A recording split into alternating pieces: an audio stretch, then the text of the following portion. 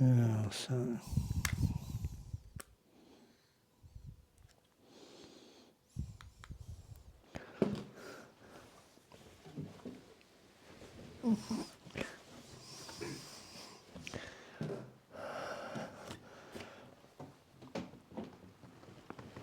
Au nom du Père, du Fils et du Saint-Esprit, ainsi soit-il. Venez, Esprit Saint, remplissez le cœur de vos fidèles et allumez en eux le feu de votre amour. Envoyez votre Esprit, Seigneur, et il se fera une création nouvelle. Prions, ô Dieu qui avez daigné envoyer votre Esprit sur ce monde, donnez-nous par ce même Esprit de comprendre et d'aimer ce qui est bien, et jouir sans cesse ces divines consolations pour le même Jésus-Christ notre Seigneur. Je vous salue Marie, pleine de grâce, le Seigneur est avec vous. Vous êtes bénie entre toutes les femmes, et Jésus, le fruit de vos entrailles, est béni. Sainte Marie, Mère de Dieu, priez pour nous pauvres pécheurs, maintenant et à l'heure de notre mort, ainsi soit-il. Nos saints anges gardiens, Saint Pédis, Saint Thomas d'Aquin, qui j'oublie là, au nom du Père et du Fils et du Saint-Esprit, ainsi soit-il. J'oublie quelqu'un, mais je ne sais plus qui.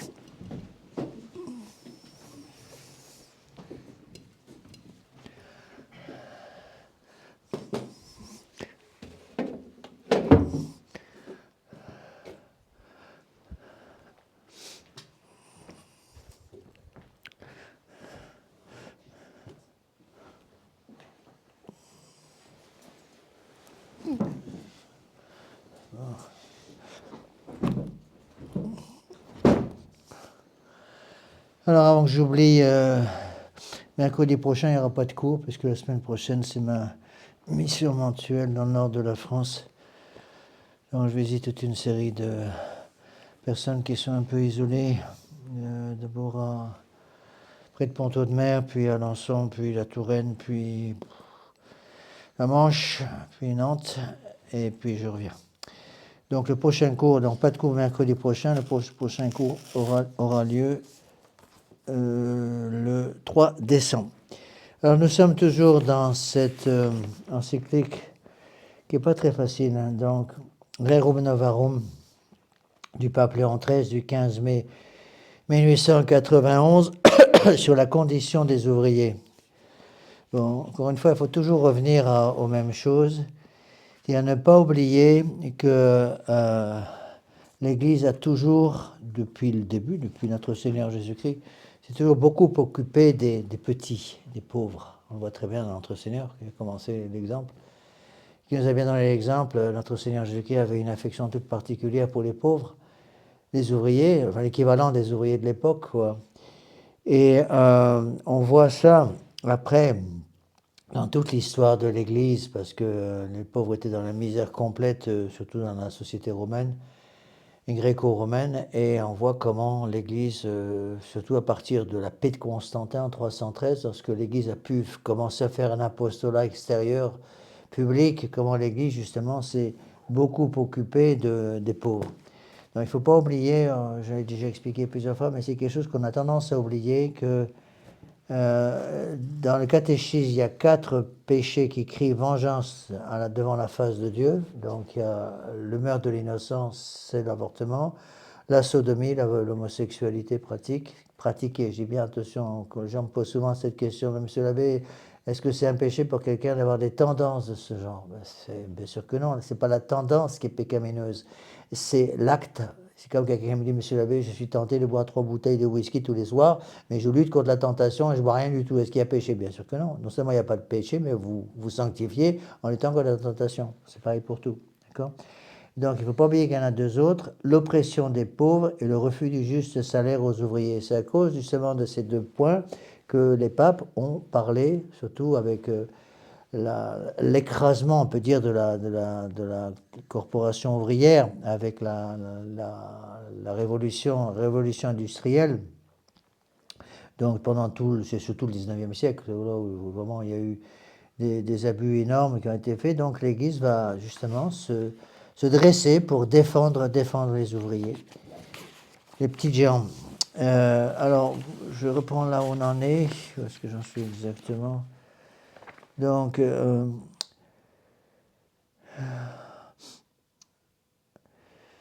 voilà la dernière phrase que j'avais expliquée. La société domestique a sur la société civile une priorité logique et une priorité réelle auxquelles participent nécessairement ses droits et ses devoirs. Pourquoi? Parce qu'il ne peut pas y avoir de société civile sans la famille derrière, ou devant en fait, ou en dessous plus exactement. En quelque sorte, ce qui permet la société civile, c'est la société familiale, donc la société domestique. Donc, qu'est-ce que vont faire les socialistes? En substituant, dit le pape Léon XIII, à la providence paternelle la providence de l'État, les socialistes vont contre la justice naturelle et brisent le lien de la famille. Il ne faut pas oublier, rappelez-vous, il faut toujours revenir aux mêmes choses. Hein. Qu'est-ce que veut le socialisme? Couper les racines. La première racine dans la loi naturelle de l'ouvrier, c'est justement la famille.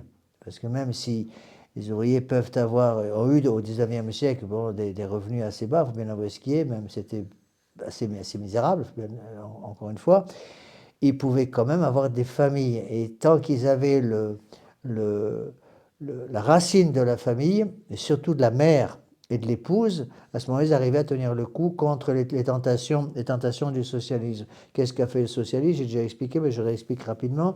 Le socialisme a voulu couper l'ouvrier de ses racines et surtout le couper de la famille. En le coupant de la famille, il coupe de son épouse, il coupe l'ouvrier de l'épouse, il coupe l'ouvrier de son rôle maternel, et donc indirectement, il va couper aussi les racines de la relation avec l'Église. Donc il n'y a plus d'influence de la famille, plus d'influence de l'épouse pour préserver et protéger la famille, et donc plus d'influence non plus de l'Église. Pourquoi? Parce que le socialisme a très bien compris que pour pouvoir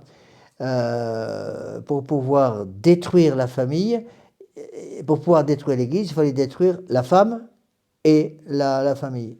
Et une fois que ces deux choses étaient détruites, et à ce moment-là, évidemment, on peut couper les racines, et c'est ça la révolution perpétuelle, la révolution permanente que prônée par Karl Marx, par Hegel, et par tous les philosophes allemands déjà de cette époque-là.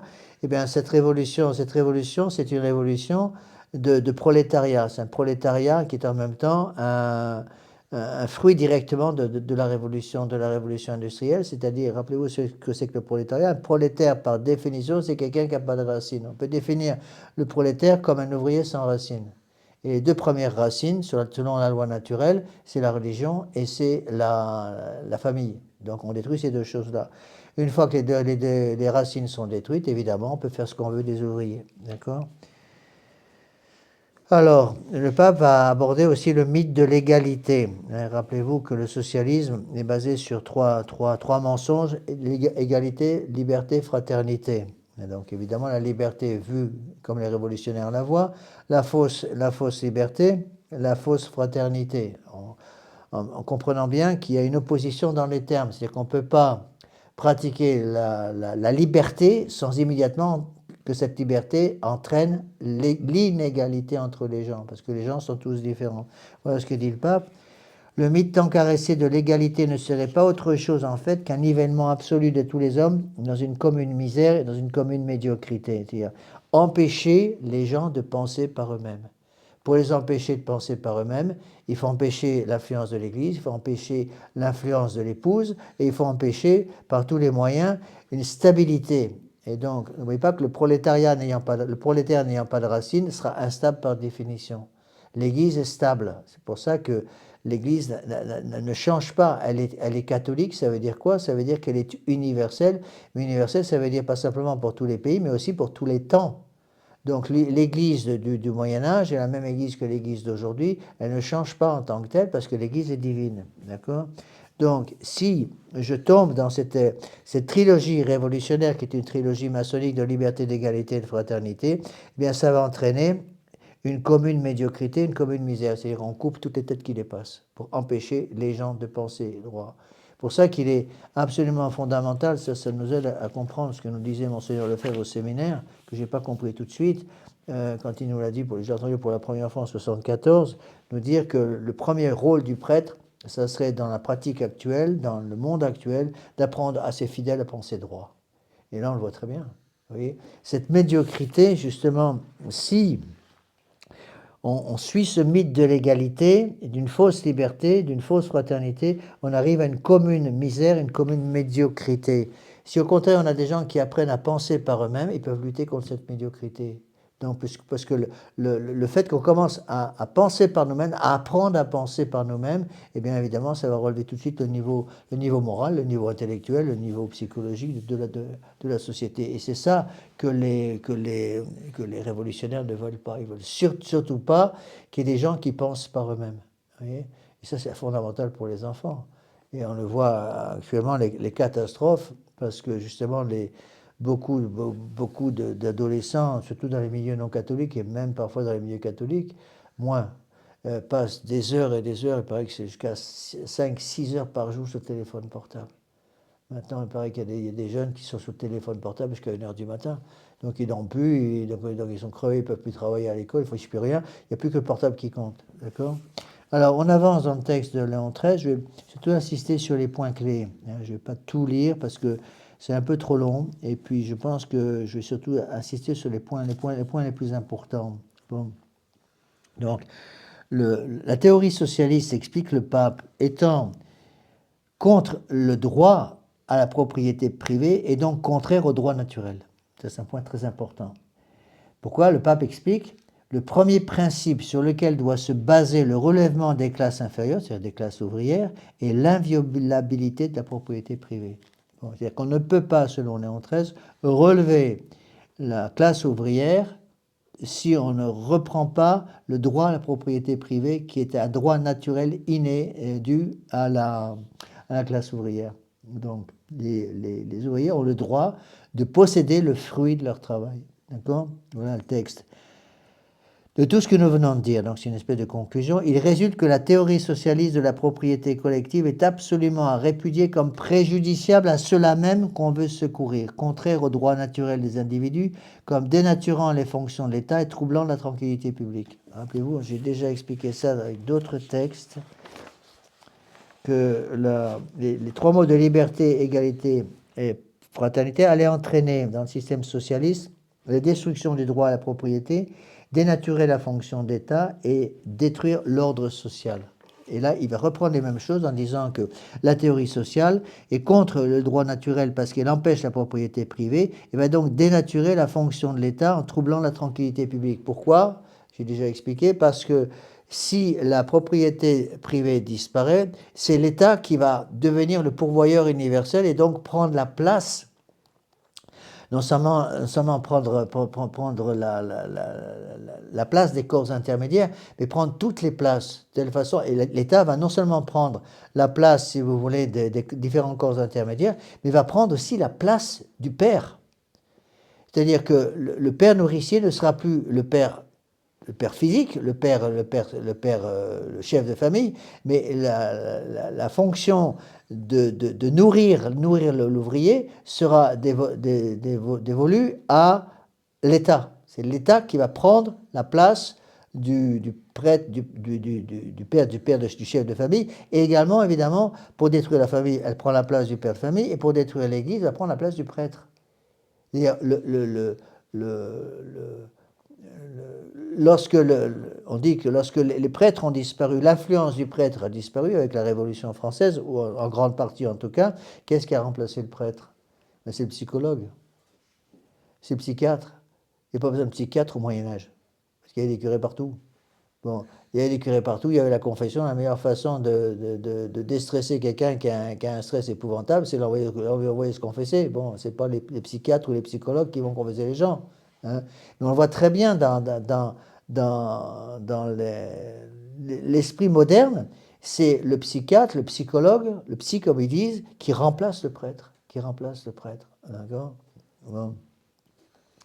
Quand vous avez vu à chaque fois que je vais à Tanus, là, pour la chapelle de Tanus, il y a un coiffeur, de ce coiffeur, il y a une affiche qui dit le psychiatre de la femme, c'est son coiffeur. Bon, mais c'est certainement plus efficace que le psychiatre en tant que tel, d'accord ? Donc, phrase clé du pape, ici, donc il rappelle que, de par ce droit naturel, il faut empêcher l'État de prendre une fonction en quelque sorte générale qui va consister à supprimer les corps intermédiaires. L'Église a toujours béni les corps intermédiaires. On le voit très bien dans le système féodal. Pourquoi? Parce que les corps intermédiaires travaillent directement avec le système corporatif. Donc, en détruisant le système corporatif, ils ont détruit tous les corps intermédiaires. Et donc, il n'y a plus que l'État, qui est une espèce d'énorme machine, d'énorme engrenage, qui va tout broyer sur son passage. D'accord? Donc, le premier principe sur lequel doit se baser le relèvement des classes inférieures est l'inviolabilité de la propriété privée. Donc le pape explique que nous voulons parler ici, pas simplement des ouvriers, mais aussi des chefs d'État, des patrons et des riches, des ouvriers eux-mêmes dont le sort est ici en jeu. Ce que nous affirmons sans hésitation, dit le pape, c'est l'inanité de leur action en dehors de celle de l'Église. C'est-à-dire, on coupe l'influence de l'Église. Coupant l'influence de l'Église, il n'y aura plus de protection pour la famille. Si l'Église est mise sur le côté, ils ne peuvent pas détruire l'Église en tant que telle, parce que l'Église a les promesses de la vie éternelle, l'Église catholique. Mais par contre, ce qu'ils peuvent faire, c'est empêcher l'influence de l'Église. L'Église n'ayant plus d'influence, à ce moment-là, il n'y a plus de protection pour les familles. N'ayant plus de protection pour les familles, qu'est-ce qui va se passer? Bien, les familles vont tomber dans la corruption morale et toutes sortes de corruption qui vont entraîner la destruction totale du principe d'autorité dans la famille même. D'accord? Donc, alors, ici, le pape explique, c'est l'Église, en effet, qui puise dans l'Évangile des doctrines capables soit de mettre fin au conflit, soit au moins de l'adoucir en lui enlevant tout ce qu'il a d'âpreté et d'aigreur. Il parle ici du conflit qui va exister entre les différentes couches horizontale d'autorité dans l'État. N'oubliez pas que le système corporatif ayant été détruit par la Révolution, il va y avoir des strates horizontales, ces systèmes qu'on appelle aujourd'hui système syndical. N'oubliez pas que si le système corporatif, c'est fondamental à comprendre, est basé sur la vertu de charité, le système ne peut pas exister sans la vertu de charité. Si vous supprimez la vertu de charité, il n'y a plus de corporation. Vous supprimez ce qui unit, ce qui fait une espèce de ciment entre les différentes classes, il n'y a plus de système syndical. Le système syndical est basé sur quoi? Sur la haine. Donc, corporation, charité, et système syndical, haine. Donc, on ne peut plus avoir une révolution selon le système syndical tant qu'il n'y a pas de haine entre les classes. Donc, il faut maintenir constamment cette haine. Qu'est-ce qui va toujours prêcher la vertu de charité? Ben, c'est justement l'Église. L'Église qui est le corps mystique du Christ. Notre Seigneur Jésus-Christ parle de la charité à longueur de journée. Bon, c'est Saint Paul qui reprend ça dans la première aux Corinthiens, chapitre 13, si je n'ai pas la charité, je ne suis rien, je suis comme une cymbale qui retentit au loin. D'accord? Donc, voilà ce que dit le pape. C'est l'Église qui puise dans l'Évangile des doctrines capables soit de mettre fin au conflit, soit au moins de l'adoucir en lui enlevant tout ce qu'il a d'âpreté et d'aigreur. L'Église, qui ne se contente pas d'éclairer l'esprit de ses enseignements, s'efforce encore de régler en conséquence la vie et les mœurs de chacun. L'Église qui, par une foule d'institutions éminemment bienfaisantes, tend à améliorer le sort des classes pauvres. L'Église qui veut et désire ardemment que toutes les classes mettent en commun leur lumière et leur force pour donner à la question ouvrière la meilleure solution possible. L'Église, enfin, qui estime que les lois et l'autorité publique doivent, avec mesure et sagesse sans doute, apporter à cette solution leur part de concours. Donc, ce que veut le socialiste, c'est supprimer l'influence du clergé. Le Moyen-Âge, c'est ça. Le Moyen-Âge, c'est toute l'influence du clergé, toute l'influence des évêques. Regardez, on voit très bien dans l'histoire de l'Église, comment, justement, tout l'apostolat de l'Église, l'esprit missionnaire de l'Église, surtout dans les siècles où l'Église a essayé de remplacer le paganisme qui venait des barbares, par l'Église catholique, par la foi catholique. Sur quoi elle s'est basée? Sur les évêques. L'Église a envoyé ces géants de sainteté qui n'avaient pas que dos de la cuillère. D'ailleurs, c'est pour ça que beaucoup sont morts martyrs. Hein. Qu'est-ce que fait un Saint Patrick quand il arrive en Irlande? Qu'est-ce que fait un Saint Boniface quand il arrive en Allemagne, ou l'équivalent de l'époque? Eh bien, il prend une hache et puis il commence à couper les chaînes sacrées, il commence à détruire les idoles. Hein. Alors ça a chauffé, il y a eu de nombreux martyrs à cause de ça. Vous voyez, parce qu'ils ont parfaitement compris que il fallait justement la douce influence de notre Seigneur Jésus-Christ pour catholiciser, pour remettre la vertu de charité dans les âmes. Et ça n'a pas été facile, hein.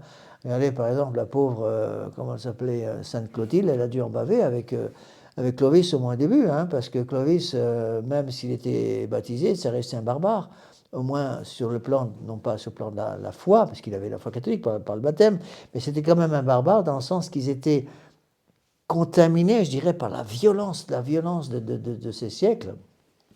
Là, on est au 5e, ça va durer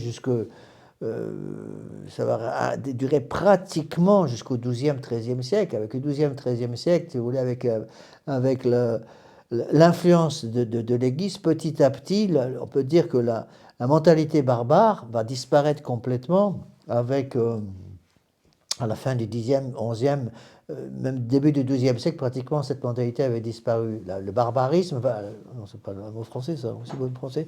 Bon, oui, le barbarisme va disparaître complètement. Et qu'est-ce qui se passe actuellement? Cette mentalité de barbare revient. On voit très bien, depuis la Révolution, c'est les barbares qui reviennent et qui sont en train de tout casser. De même qu'ils avaient tout cassé avant, l'Église est arrivée pour mettre un peu d'huile dans les rouages, en quelque sorte, mettre la vertu de charité dans ce milieu complètement infecté par la violence et par l'esclavage des épouses, l'esclavage des femmes en général. L'Église va justement, par la dévotion à notre Sainte Vierge Marie, n'oubliez pas que cette lutte contre le barbarisme a aussi correspondu à la chevalerie. C'est la même époque.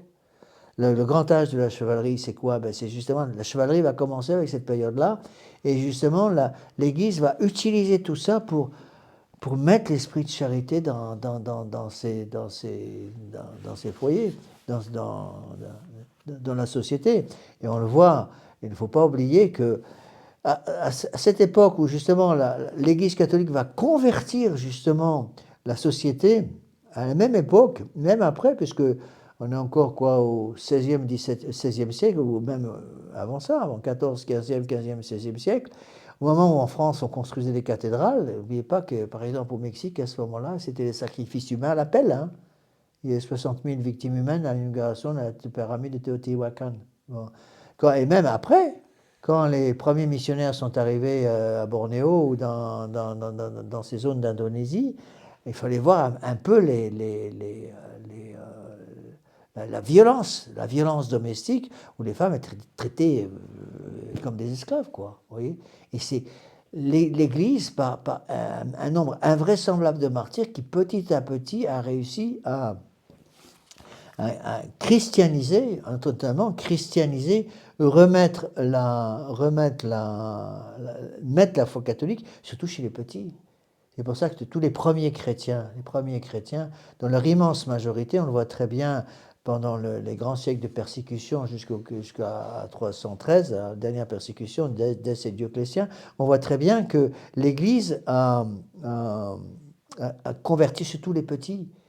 Et en fait, il fallait aller aux princes. Et c'est au moment où les princes commencé à se convertir, le premier grand prince qui s'est converti, c'est Constantin, le premier empereur qui s'est converti à la foi catholique par l'intermédiaire de sa femme, pas sa femme, sa mère, Sainte Hélène. Et donc, à ce moment-là, ça va être l'ouverture, si vous voulez, au catholicisme dans les masses. Parce qu'il fallait que ça passe par ceux qui étaient en tête, qui étaient en charge, donc les consuls, ceux qui étaient, si vous voulez, au sommet de la pyramide de la société. Et c'était très très dur. Au début, ils ont énormément, les apôtres, les premiers disciples, ont eu d'énormes difficultés pour arriver à christianiser ce monde-là, parce que on n'a pas idée du monde romain qui est... Je ne me rappelle plus quelle est la proportion, mais la proportion du nombre d'esclaves par rapport au nombre d'hommes libres était ahurissante. C'est-à-dire qu'il y avait peut-être 100 fois plus d'esclaves que d'hommes libres. Et donc, les hommes libres, c'était en général les hommes de la haute société. Ils n'avaient que mépris pour les esclaves parce que c'était la petite engeance. Et justement, les apôtres ont commencé à christianiser d'abord les ouvriers, vous voyez, ou l'équivalent des ouvriers de l'époque. Okay. Donc là, c'est une belle phrase du pape Léon XIII, donc, qui explique tout le rôle de l'action de l'Église, donc pour éclairer l'esprit par les enseignements, c'est-à-dire apprendre aux gens à penser droit. N'oubliez pas qu'une des premières choses que faisait l'Église au bas Moyen-Âge, tout à fait au début du Moyen-Âge, qu'est-ce que faisait l'Église? Qu'est-ce que faisaient les moines? Parce que tout l'apostolat s'est fait par l'intermédiaire des moines, surtout les moines bénédictins. Qu'est-ce que faisaient les moines? La première chose qu'ils faisaient en arrivant, ils construisaient une église, pour un lieu de culte. Eux, qui vivaient dans la misère, dans des huttes de bois faites de branchages, et toutes ces premières choses qu'ils faisaient, c'était l'école. Une école tout de suite, pour éclairer l'esprit de ces enseignements. Pourquoi? Parce qu'il fallait sortir en quelque sorte de ces esprits embrumés par le paganisme, sortir l'influence démoniaque. Voyez? Et l'Église faisait très attention, justement, dans ces premières époques de conversion, si vous voulez, de mettre même au même niveau dans les écoles, le Fils du Seigneur était au même niveau que les enfants des serfs. Hein. C'est pareil. Et puis, ils n'avaient pas avec le dos de la cuillère au niveau de la discipline. Quand le Fils du Seigneur faisait des bêtises, il était fouetté comme le Fils du cerf. Et les parents... les seigneurs, quand ils savaient que leur fils avait été fouetté par le professeur, ils en remettaient une deuxième. Hein. À l'enfant, ça ne sais pas de dire vous avez osé toucher mon fils comme ils le font aujourd'hui. Vous voyez, tout ça, c'est important. Donc, d'abord, éclairer l'esprit de ces enseignements. Ensuite, régler en conséquence la vie et les mœurs de chacun. C'est-à-dire, on éclaire les gens par le catéchisme, on éclaire les gens par l'enseignement de la doctrine de l'Église, surtout par l'enseignement de la vertu de charité. N'oubliez pas que le but de la vertu de charité, c'est d'apprendre aux gens à suivre la loi du bon Dieu. La charité, c'est fait pour ça. Hein. La charité, c'est pas fait pour aider les vieilles dames à passer au passage coûté sans se faire écraser. C'est pas ça la charité. La charité, c'est quoi? C'est l'amour de Dieu. Mettre l'amour de Dieu dans les hommes. Pour qu'il y ait l'amour de Dieu, il faut pouvoir suivre la loi des 10 commandements.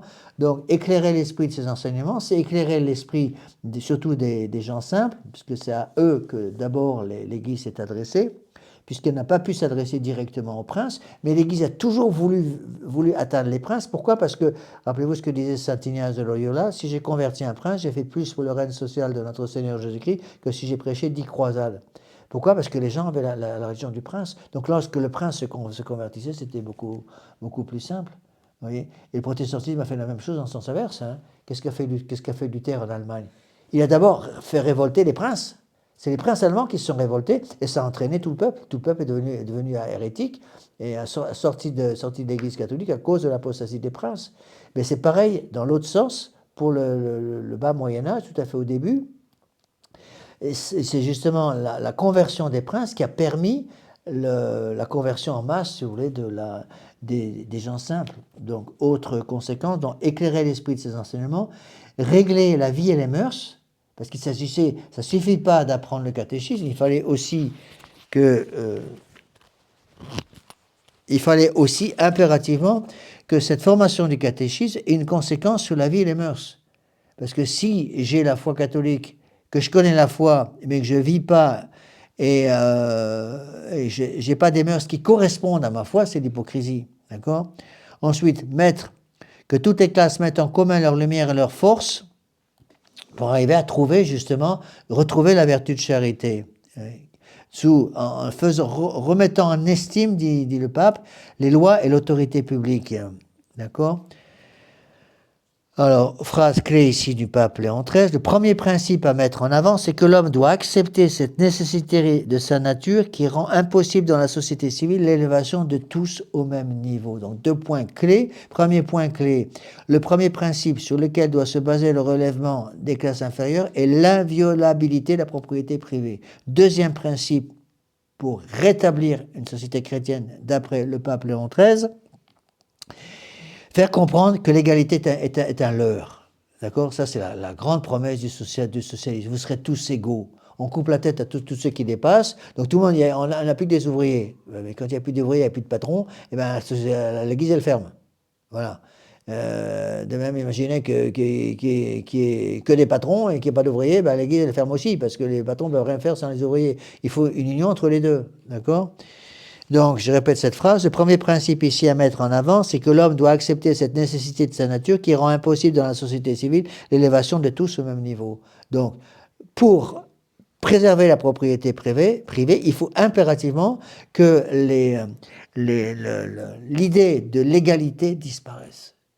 Chaque personne a une intelligence différente et donc les gens vont avoir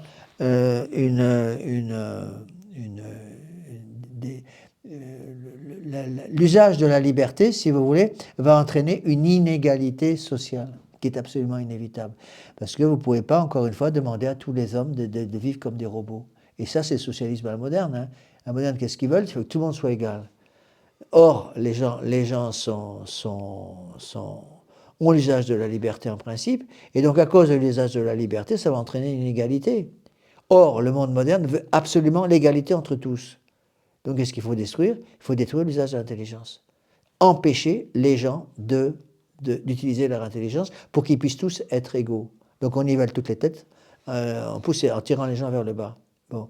Et qu'est-ce qui va se passer? Donc, on va empêcher les gens de penser droit. Pour ça, qu'est-ce qu'il faut faire? Il faut détruire les rouages de l'intelligence. Les rouages de l'intelligence, c'est les premiers principes. Tout le principe de non-contradiction et le principe de causalité. Rappelez-vous, le principe de causalité, s'il n'y a pas de fumée sans feu, il n'y a pas d'effet sans cause. Donc, pour pouvoir mettre l'égalité partout, il faut détruire ces premiers principes. Donc, on détruit dans l'âme des enfants, dans l'intelligence des enfants dans les écoles. On voit très bien aujourd'hui, c'est ce qu'ils font partout dans le monde entier, surtout en France, c'est très clair. Ils veulent absolument détruire le principe de causalité pour que les enfants s'habituent à croire et à penser que les choses se font toutes seules. Si on accepte le principe de causalité, il n'y a pas de fumée sans feu, ça veut dire quoi? C'est-à-dire que les choses ne se font pas toutes seules. Donc il faut une créature. Et s'il y a des créatures, c'est qu'il y a un créateur. Donc il y a un patron au-dessus. Il y a Dieu qui crée. Donc on détruit tout ça, on détruit le premier principe de causalité pour pouvoir habituer les gens, empêcher la protection naturelle et surnaturelle des gens par ceux qui ont l'autorité. C'est la destruction du principe d'autorité. D'accord? Ensuite, on détruit aussi, c'est ce qu'ils cherchent à faire aujourd'hui, c'est très clair, ils veulent absolument détruire complètement le principe de non-contradiction. Une chose peut être vraie et son contraire constamment. Et donc, 2 et 2 font 4 aujourd'hui, ou demain, 2 et 2, ça fera peut-être 5. Donc, on habitue les gens à comprendre que les choses se font toutes seules, destruction des principes de causalité, et que les choses changent constamment parce que la vérité n'existe plus, à chacun sa vérité, destruction du principe de non-contradiction. D'accord? Et le pape a expliqué, c'est ça que poursuivent les socialistes. Donc les socialistes veulent 2 choses, destruction de la propriété privée et imposer une liberté, une égalité partout pour mettre tout le monde au même niveau et empêcher les gens d'avoir l'usage propre de leur intelligence. Alors, c'est là où on voit la contradiction qui existe dans le système révolutionnaire, c'est qu'ils veulent niveler tout par le bas, mais en même temps, ils prétendent qu'il faut la liberté pour ça. Ils ne se rendent même pas compte, ils sont tellement bêtes, qu'ils ne se rendent même pas compte que l'usage de la liberté entraîne l'inégalité. On ne peut pas avoir l'usage de la liberté sans avoir l'inégalité qui suit. Bon. Donc la nature a en effet, dit le pape, disposé parmi les hommes des différences aussi multiples que profondes. Différences d'intelligence, de talent, de santé, de force, différences nécessaires d'où naît spontanément l'inégalité des conditions. C'est pour ça que dans la vie religieuse, la première des choses qu'on apprend, c'est justement cette inégalité qui se traduit par le vœu d'obéissance.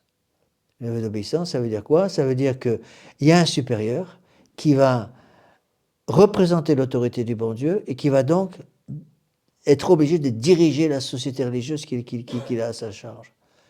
Et Monseigneur Lefebvre nous donnait un exemple, je me rappelle quand on était au séminaire, il nous donnait un exemple chez les, je ne sais pas si je vous l'ai déjà donné cet exemple, et chez les spiritains. C'est que Monseigneur Lefebvre était spiritain. Les spiritains, c'est un ordre religieux qui était fondé par Claude Poulard Desplaces et le Père Liberman, refondé par le Père Liberman. C'était l'ordre religieux, un des ordres religieux, l'ordre religieux missionnaire le plus important. Ils avaient surtout des missions en Afrique et puis également en Asie. Et Monseigneur Lefebvre nous disait, il y avait des dizaines de milliers de membres il y avait des frères, il y avait aussi des prêtres et des évêques. Beaucoup d'évêques étaient membres de cet ordre. Et il nous disait, le supérieur général n'était pas forcément un évêque. C'est-à-dire, il y avait parfois un simple prêtre qui avait sous ses ordres des évêques. Pourquoi? Parce que justement, c'était le principe d'autorité. Et il nous disait, même en principe, je ne crois pas que c'était dans leur constitution, strictement parlant, on aurait presque pu avoir un frère en charge. Un simple frère en charge, justement, à cause du principe d'obéissance. Parce que si le religieux est un véritable religieux, il va avoir l'autorité de Dieu qui va se manifester par un simple prêtre, même s'il est évêque. Donc, c'est pas du tout dans l'esprit des spiritains pour un évêque de dire « moi je suis évêque, je suis au-dessus pas question que j'obéisse à un supérieur qui est un simple frère ou un simple prêtre. » Non, l'autorité se manifeste comme ça, vous voyez. Et on voit très bien comment la Révolution a travaillé justement pour détruire ce principe d'obéissance. N'oubliez pas que contre la trilogie maçonnique de liberté, égalité et fraternité, vous avez une autre trilogie. C'est laquelle? C'est la trilogie de la vie religieuse. Pauvreté, chasteté, obéissance. Pauvreté, chasteté, obéissance. Et cette trilogie catholique, qui s'oppose à la trilogie maçonnique, doit exister, contrairement à ce que beaucoup de gens pensent, pas simplement pour les religieux. Attention, ça aussi on entend trop souvent. Monsieur l'abbé, l'obéissance, la fraternité, l'obéissance, la pauvreté et la chasteté, c'est uniquement pour les prêtres. C'est complètement faux. Parce que si les parents n'apprennent pas à leurs enfants, ne donnent pas à leurs enfants l'esprit d'obéissance, l'esprit de pauvreté et l'esprit de chasteté, ben tout s'écroule. Donc la chasteté, l'esprit de chasteté, l'esprit de pauvreté, l'esprit d'obéissance est absolument nécessaire pour pouvoir sauvegarder le droit naturel. Et donc pour lutter contre la révolution industrielle, la révolution socialiste, qu'est-ce qu'il faut? Il faut remettre en valeur ce qui correspond aux trois vœux, pauvreté, chasteté, obéissance. Donc le religieux, le moine, c'est quelqu'un qui est sous les trois vœux de pauvreté, chasteté, obéissance. Pauvreté, c'est pour lutter contre la concupiscence, tout simplement. Pauvreté, c'est quoi? Pauvreté, c'est lutter contre la concupiscence des yeux, chasteté, la concupiscence de la chair, et obéissance pour lutter contre l'orgueil. Vous voyez? Et on peut faire une espèce vous voyez, il y a ces groupes de trois, dont la trilogie maçonnique, liberté, égalité et fraternité. Au contraire, le démon va pousser, dans le même sens, le démon va pousser avec la triple concupiscence, les yeux, la chair et l'orgueil. Et en face de ça, l'Église a présenté le barrage des trois, ce qu'on appelle les conseils évangéliques. Conseils évangéliques, pauvreté, chasteté, obéissance. Et dans le mot, il y a tout. Conseil, ça veut dire quoi? Ça veut dire que par définition, c'est conseiller, c'est pas un ordre. C'est pour ça que notre Seigneur Jésus-Christ n'a jamais interdit la propriété privée. Un moine, strictement parlant, n'a pas de propriété privée. Voilà. Il ne parlera pas de ses lunettes, il va parler des lunettes de mon usage. C'est la formule qu'on utilise dans la vie religieuse. Il ne parle pas de son stylo, c'est le stylo de mon usage. Pourquoi? Parce que, strictement parlant, ils veulent se protéger contre la concupiscence des yeux par l'esprit de pauvreté. Ils veulent se protéger de la concupiscence de la chair par l'esprit de chasteté, et ils veulent se protéger de l'orgueil de la concupiscence de l'orgueil par l'esprit d'obéissance. Les conclusions sont énormes, hein. Les gens ne se rendent absolument pas compte de ça. Donc, quelqu'un est esclave. Un esclave, c'est quoi dans le monde moderne? Un esclave, c'est quelqu'un qui suit de façon comme un robot les trois concupiscences. La chair, les yeux, l'orgueil. C'est aussi quelqu'un qui va suivre comme un robot la trilogie maçonnique de liberté, égalité et fraternité. Donc, si j'ai dans mon esprit, dans ma cervelle, ces trois principes de liberté, d'égalité et de fraternité, si vous rajoutez à ça en plus les trois concupiscences de la chair, des yeux et de l'orgueil, une personne qui est sous ces 6 points, si vous voulez, est complètement esclave. Un esclave total. En face de ça, le moine qui, lui, se protège à la fois de la pauvreté, à la fois des trois concupiscences, à la fois de la trilogie maçonnique de liberté, égalité et fraternité, il a la véritable liberté. Donc, les personnes les plus heureuses, strictement parlant, dans le monde moderne, ou dans le monde du monde, tout simplement, c'est les moines. Un moine qui est protégé par pauvreté, chasteté, obéissance, il n'y a plus de problème. À condition, justement, qui comprennent la grandeur de ces 3 vœux. Votre pauvreté, votre chasteté, le vœu d'obéissance. Bon, pour nous, prêtres séculiers, Monseigneur Lefebvre nous l'avait expliqué plusieurs fois, parce qu'on a souvent posé la question, pourquoi est-ce que vous n'obligez pas vos prêtres, à l'époque j'étais à la Fraternité Saint-Pédis, d'avoir un vœu de pauvreté, par exemple, et un vœu de... Il n'y a que le vœu de chasteté qui est obligatoire pour tous les sous-diacres. Sous-diacres, diacres, prêtres et au-dessus, le vœu de chasteté est obligatoire. Mais Monseigneur Lefebvre nous avait expliqué qu'il ne pouvait pas demander à des prêtres d'être sous vœu de pauvreté, parce qu'on serait exposé à y manquer constamment. Il manquait constamment. Et c'est pour ça qu'il voulait qu'on ait un esprit de pauvreté. Il nous a donné toute une série de règles, je vous ai fait lire, toute une série de règles justement pour nous aider à comprendre l'importance de cet esprit de pauvreté. Garder l'esprit de pauvreté. Mais il ne nous obligeait pas par un vœu de pauvreté, parce que ça serait impossible. Un vœu de pauvreté, ça veut dire qu'il faudrait que je demande constamment à un supérieur, que je n'ai pas d'ailleurs, un supérieur autorisation pour donner 20 centimes à un pauvre, je ne peux pas le faire. Je ne peux pas le faire sans l'autorisation de mon supérieur, parce que j'étais sous vœu de pauvreté. Donc, Monseigneur Lefebvre nous a dit vœu de chasteté, esprit de pauvreté et obéissance. L'obéissance. Et encore une fois, il faut faire très très attention à ça. Là, je m'adresse aux parents qui m'écoutent, qui ont des enfants en bas âge à la maison. Attention à l'esprit d'obéissance pour les enfants. Hein. Beaucoup de parents, j'ai remarqué, tombent dans le panneau qui consiste à vouloir expliquer aux enfants pourquoi ils doivent obéir. Vous voyez ? Quand vous donnez, une maman donne ou un papa donne un ordre à un gamin de 5 ans et que l'enfant répond pourquoi, il ne faut surtout pas répondre à l'enfant. Pourquoi ? Parce qu'un enfant qui dit, parce que si vous répondez, à chaque fois que vous donnez un ordre à un enfant de 5 ou 5, 6, 10 ans, l'enfant vous demande pourquoi, et que vous expliquez à l'enfant pourquoi il doit obéir, vous détruisez la vertu d'obéissance. Il faut, quand l'enfant, vous donnez un ordre, bon, maman donne l'ordre à son petit qui a 10 ans, va débarrasser la table et viens m'aider pour la vaisselle. Si le gamin dit pourquoi, il ne faut surtout pas répondre. Il faut dire parce que maman le demande. Point barre. Et c'est pareil pour le chef de famille. Vous voyez ? Et ça, c'est absolument fondamental. Et c'est la tentation moderne de vouloir expliquer systématiquement pourquoi il faut obéir. Ah, vous comprenez, il va comprendre, il va arriver à réaliser que c'est plus facile si j'explique la raison pour laquelle je lui donne l'ordre. Non. Vous perdez tout le bénéfice de la vertu d'obéissance. Vous voyez ? C'est facile d'obéir à un ordre quand on comprend l'ordre. C'est facile d'obéir à l'ordre quand on aime l'ordre. C'est facile d'obéir à l'ordre quand on est d'accord avec l'ordre. Moi, j'en ai eu des ordres quand j'étais à la Fraternité Saint-Pédis, je sais, j'en ai eu les vertes et les pas mûres, d'avoir des ordres avec lesquels j'étais pas d'accord, que je comprenais pas, et qui étaient pour moi complètement stupides. On oublie, et puis c'est tout. Bon, évidemment, Monseigneur Lefebvre nous a aussi expliqué, attention, le supérieur n'a pas l'usage indistinct de son autorité sur ceux qui sont sous lui. C'est pour ça que Monseigneur Lefebvre nous expliquait, attention, dans la vie religieuse, vous êtes protégé par une constitution. Et donc, si le supérieur donne un ordre qui va contre la constitution, les constitutions de l'ordre, vous n'avez pas le droit d'obéir. Et si vous obéissez à un ordre qui est donné contre les constitutions, à ce moment-là, vous péchez. D'accord ? Et on le voyait très bien au séminaire, parce que dans les constitutions, il était dit que le prêtre ne doit pas être seul. Monseigneur Lefebvre avait voulu, il avait raison d'ailleurs, que les prêtres, surtout ceux qui étaient dans les pays très lointains, ne soient jamais seuls dans les maisons religieuses. Ils soient avec d'autres prêtres pour avoir une vie de communauté, qu'ils ne soient pas tout seuls. Bon. Et je me rappelle, deux fois, j'ai été nommé à un poste où j'étais seul. Bon.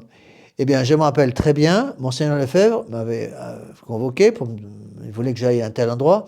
Il m'a dit, je souhaiterais que vous alliez à tel poste. Actuellement, malheureusement, à cause du malheur des temps, je ne peux pas vous donner, c'était en Floride, je ne peux pas vous donner un compagnon, un prêtre avec vous.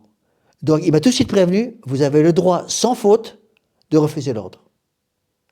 Il m'a demandé d'aller en Floride. En Floride, bon, et là, j'étais tout seul. J'ai accepté l'ordre. Mais Monseigneur Lefebvre m'a tout de suite dit, vous n'êtes pas obligé d'accepter. Parce que c'est contre les constitutions. Bon. Parce que puis je suis resté seul pendant le temps, c'était tout un bazar, et même après, à El Paso, après j'ai été aussi à Albuquerque, dans le Nouveau-Mexique, au sud du Texas, et là encore j'étais tout seul, mais il fallait que je prenne l'avion pour aller me confesser, hein. Bon, heureusement, l'avion là-bas est au prix du train en France. Donc en fait, je prenais l'avion, dans la partie, je prenais l'avion presque tous les jours à cause des missions, mais j'allais régulièrement à El Paso, ce qui était 1 heure d'avion, c'était quoi, il doit y avoir 800 km, entre 700 km entre Albuquerque et El Paso. El Paso, c'est à la frontière, donc c'est au sud d'Albuquerque, c'est à la frontière avec le Mexique. Eh bien, je prenais l'avion, j'allais à l'aéroport. Je prenais l'avion pour aller à l'aéroport d'El Paso. Là, je retrouvais un confrère d'El Paso, parce qu'ils étaient 2 ou 3 prêtres. Et puis, je sortais de l'avion, je me confessais au confrère, je confessais le confrère, il me confessait, on papotait 10 minutes, hop, je reprenais l'avion pour rentrer. Hein, il faut dire que les prix étaient au prix des prix du train, quoi. Pourquoi? Pour que je puisse me confesser, vous voyez. Et ça, c'est absolument, absolument fondamental à comprendre. Hein. Bon, et le pape va donner la raison de cette nécessité, si vous voulez, de travailler ensemble malgré des différences d'intelligence, des différences de talent, des différences de santé, des différences de force, des différences une inégalité des conditions, tout simplement à cause du fait que Dieu nous a donné une intelligence qui est différente pour chacun d'entre nous. Le meilleur stimulant à assumer ces fonctions est pour les hommes la différence de leurs conditions respectives. Pour ce qui regarde le travail en particulier, même dans l'état d'innocence, dit le pape Léon XIII, l'homme n'était nullement destiné à vivre dans l'oisiveté. Pourquoi? Et il va citer l'Écriture sainte, la terre est maudite à cause de vous, c'est une conséquence du péché originel, c'est par un travail pénible que vous en tirerez votre nourriture tous les jours de la vie. Donc, la douleur et la souffrance sont l'apanage de l'humanité. Et qu'il y a douleur et souffrance, dit différentes possibilités de réagir par rapport à cette douleur et à cette souffrance. Il y en a qui vont accepter facilement ces douleurs et ces souffrances, il y en a qui ne vont pas. Et Monseigneur Lefebvre nous en a parlé très souvent, en disant, vous êtes tous différents. Vous êtes tous différents. Et il y en a, par exemple, qui étaient nommés Monseigneur Lefebvre, on peut un confrère, un ami, il était en Argentine, il était professeur au séminaire d'Argentine, et un jour, Monseigneur Lefebvre lui téléphone, parce qu'on a eu une révolte de palais au séminaire des États-Unis, et à la moitié du séminaire qui est parti avec plus ou moins des propriétés, enfin des trucs invraisemblables, et Monseigneur Lefebvre a dû trouver immédiatement des professeurs, donc il a passé un coup de téléphone à un ami prêtre qui était en Argentine, bon, c'est lui qui répond, et il dit, bon, ça va, vous êtes assis? Oui, oui, monseigneur, qu'est-ce qui se passe? Vous êtes nommé professeur au séminaire des États-Unis. Ah bon, quand ça? Demain. Bon, vous partez tout de suite. À vous autres, monseigneur. Il est parti. Il est parti, il n'a pas posé de questions, il est parti parce qu'il fallait tout de suite qu'il parte. Bon. Après, on obéit, on a des grâces d'État. Cependant, la grâce ne détruit pas la nature. Bon, il y a des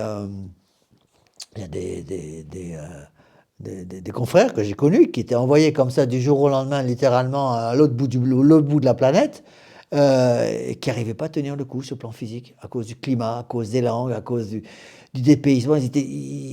Pratiquement, ils étaient en train de déprimer, donc ils ont téléphoné à Monseigneur avec raison, en disant, voilà, bon, ben écoutez, je suis là, j'obéis, mais ça va plus du tout, je dors plus, je mange plus, j'arrive plus à rien faire parce que c'est trop pour moi, je n'arrive pas à tout gérer à la fois, différence de coutumes, différence de langue, différence d'habitudes alimentaires surtout, ça c'est pas évident, hein.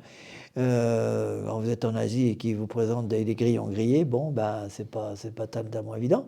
Bon, et bien, et Monseigneur Lefebvre en tenait compte. Et bien, il essayait de voir est-ce que c'est un caprice ou est-ce que c'est un caprice, pas question, vous restez. Et puis, parfois, il y avait des difficultés telles. Il disait, bon, ben, je vais essayer de trouver quelqu'un. Il essayait de trouver quelqu'un pour remplacer, il faisait une permutation entre 2 prêtres.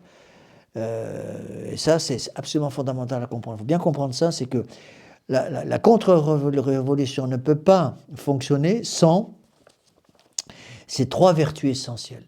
L'esprit de ces 3 vertus, pauvreté, chasteté, obéissance. Parce qu'il y en a besoin de ces 3 vertus pour lutter contre la concupiscence, mais aussi pour lutter contre la trilogie révolutionnaire de liberté, d'égalité, de fraternité. Contre la liberté, c'est quoi? Contre la liberté, c'est l'obéissance. Hein. Bon, la fraternité, si vous voulez, la fraternité et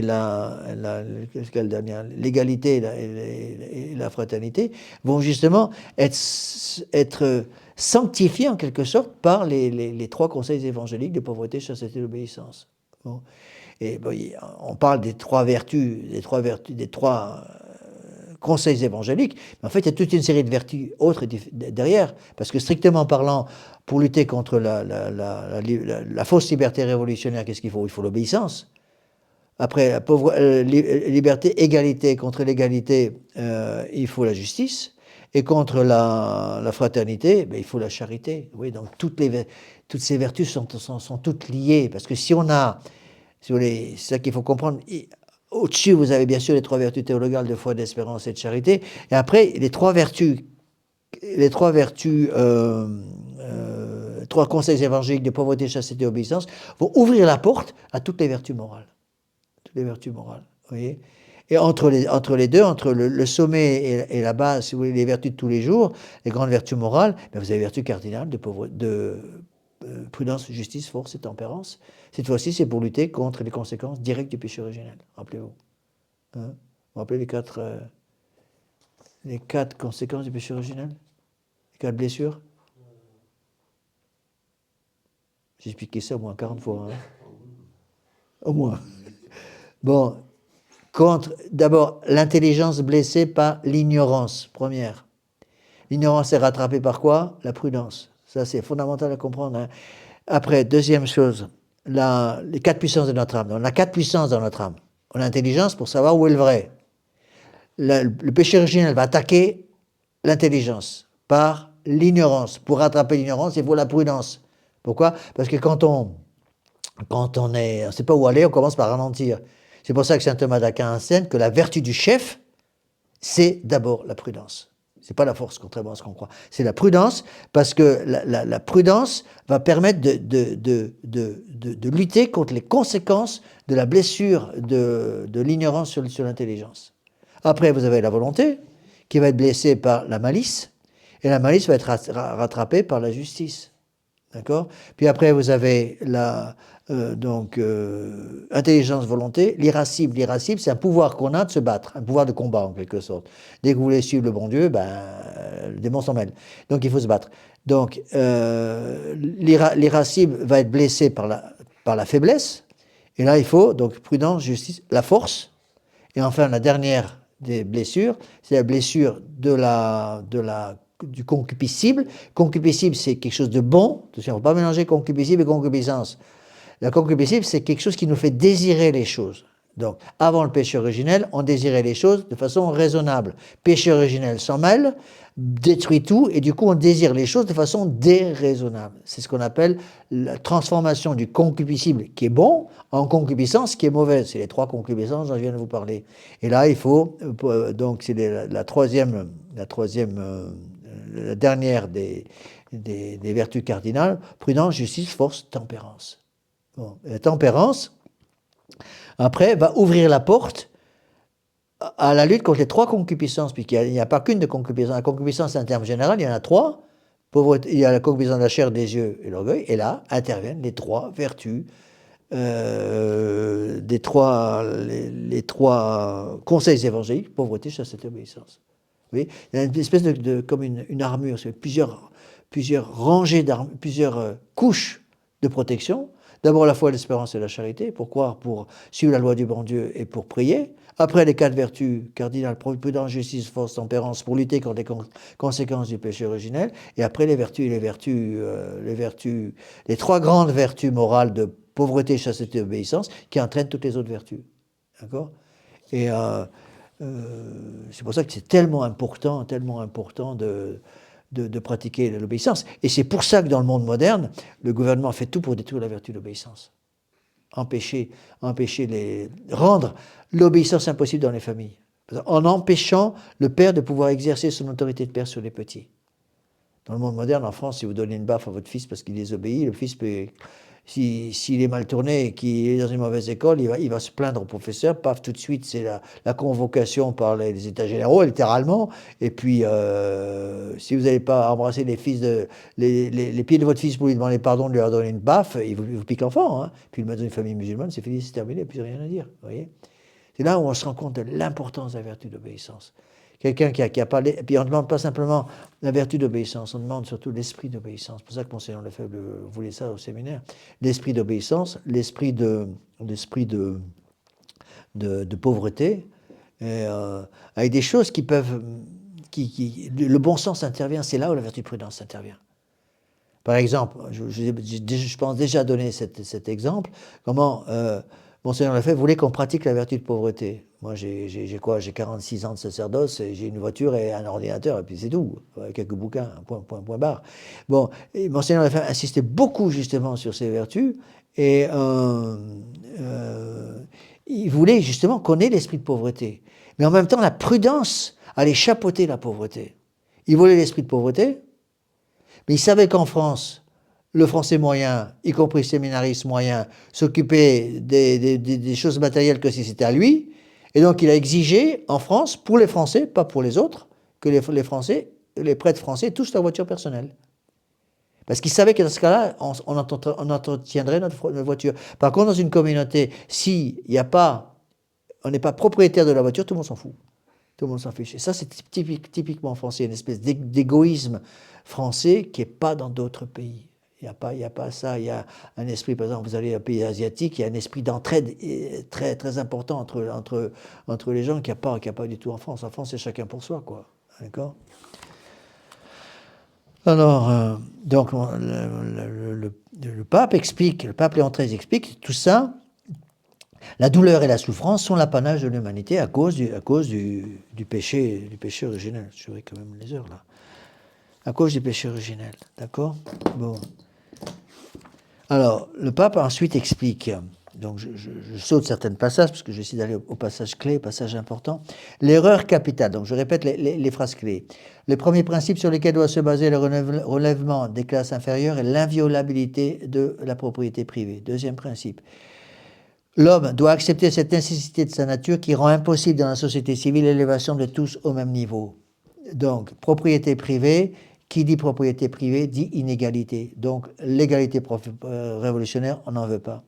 Troisième principe, l'erreur capitale dans la question présente, dit le pape, c'est de croire que les deux classes sont ennemies nées l'une de l'autre, c'est-à-dire les patrons et les ouvriers. Comme si la nature avait armé les riches et les pauvres pour qu'ils se combattent mutuellement dans un duel obstiné. Oui. Au Moyen-Âge, c'était clair.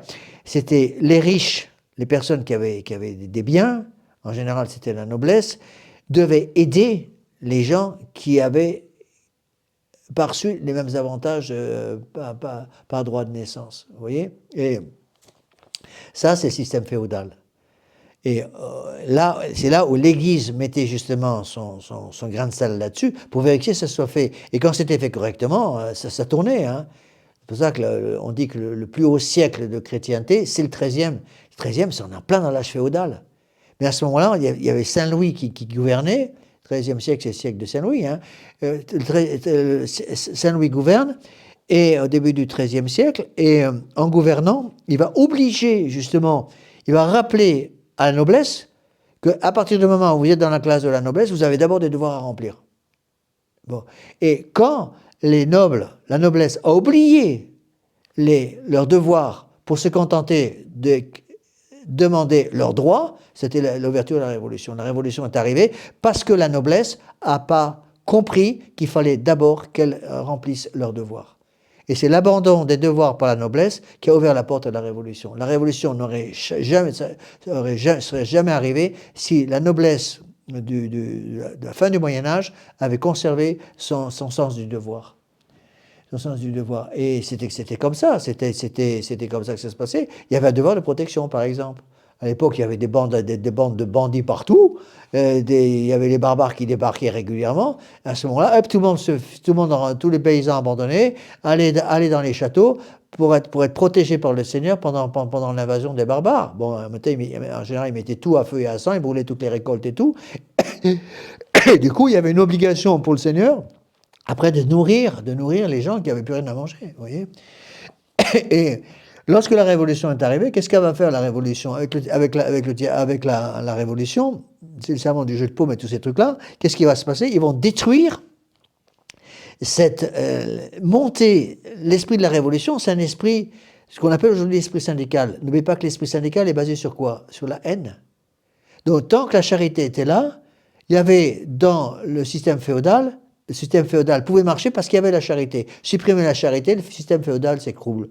Et c'est la philosophie des Lumières avec Voltaire qui va détruire la charité entre les différentes classes de la société. C'est qu'à l'époque, il y avait 3 classes. Il y avait la noblesse, le clergé et le tiers-état. Va détruire la charité entre les 3 classes, va instituer l'envie, la jalousie, la haine. Et ça va entraîner la révolution. Ça va entraîner la révolution. Alors, ils vont couper le cou à pratiquement tous les nobles, et une bonne partie du clergé aussi. Et du coup, les ouvriers, ou l'équivalent des ouvriers de l'époque, n'avaient plus leur protecteur. Le protecteur de l'ouvrier, c'était quoi? C'était la noblesse. Mais la noblesse sont tous passés sous la guillotine. Plus personne pour protéger les ouvriers. Bon, et puis il y avait le clergé. Le clergé, c'était quoi? Le clergé, c'était les monastères qui recevaient les pauvres, les monastères qui organisaient les hôpitaux de l'époque, c'était les hôtels-dieux. Il n'y avait pas d'hôpitaux organisés en dehors de l'Église. C'était l'Église qui avait tout l'enseignement et qui avait tout le système médical de l'époque. Bon. Lorsque on a coupé le cou à tous les nobles et le clergé, à ce moment-là, la Révolution s'est rendue compte, il n'y a plus personne pour s'occuper des pauvres, il n'y a plus personne pour faire l'enseignement, plus rien. C'est la panique complète à bord, et ils ont eu d'énormes difficultés parce qu'ils se sont rendus compte d'un seul coup que l'Église, ça servait à quelque chose. Et que puisqu'on a enlevé le rôle de l'Église, à ce moment-là, c'est le démon qui vient prendre la place. Vous voyez?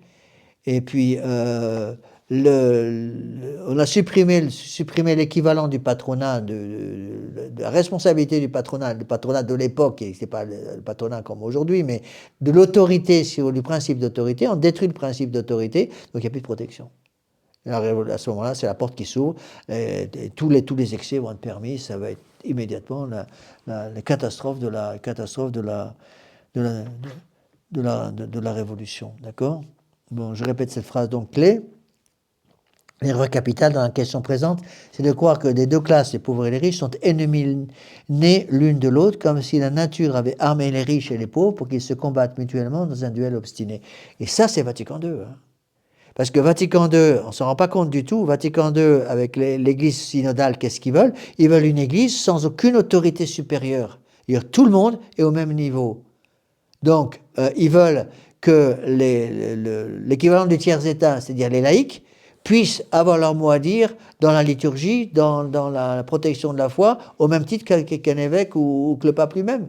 Vous voyez? Donc on détruit complètement les différences qui existent entre les gens, et du coup c'est la porte ouverte à la destruction de la loi naturelle. Et c'est ce qui se passe actuellement. Ce qui se passe actuellement, vous voyez toutes les catastrophes, c'est chez les religieux. Dans l'Église moderne, la pire des catastrophes, c'est chez les religieux, parce qu'ils ne veulent plus l'autorité d'un supérieur. Et c'est pour ça que Monseigneur Lefebvre a dû quitter, alors qu'il était il avait été élu supérieur général de la Société des Spiritains, donc de l'ordre de Claude Poulard des Places, était supérieur général pour 8 ans, je crois, je me souviens, ou 12 ans, je ne me rappelle plus.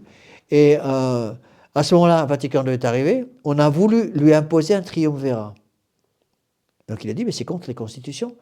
Ils l'ont imposé et ils ont fait rentrer l'esprit démocratique dans la maison. C'est-à-dire que c'est l'ensemble, au lieu d'avoir des supérieurs qui menaient le bateau, si vous voulez, le supérieur général qui était entouré d'un assistant, un premier assistant, un deuxième assistant, un économe, un trésorier, etc. En fait, une série de personnes qui dirigeaient la maison sous l'autorité du supérieur général. Monseigneur Lefebvre nous a dit, d'un seul coup, ils ont voulu supprimer toutes ces autorités et dire on va tout faire de façon démocratique. Maintenant, c'est le peuple qui dirige, c'est-à-dire c'est les simples moines qui vont diriger et faire ce qu'ils veulent parce qu'on va leur donner la complète liberté.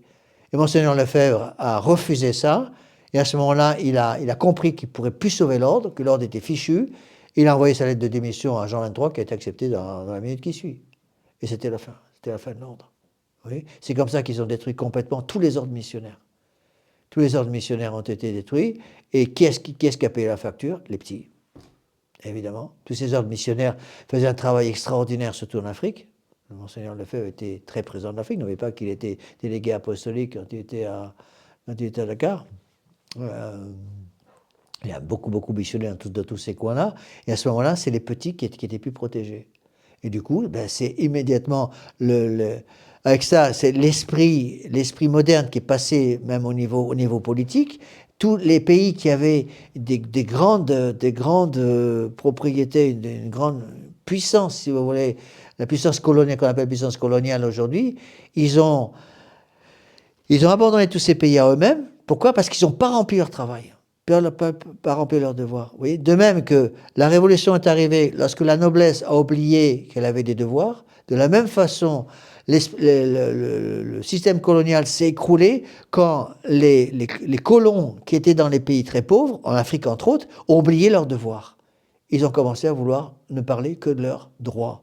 Et donc, à ce moment-là, l'État est arrivé et a cherché qu'une seule chose, c'est à piller, évidemment, toutes les richesses, entre autres minérales, les richesses de bois, à l'époque c'était le bois, c'était le caoutchouc avec les EVA, tout ça.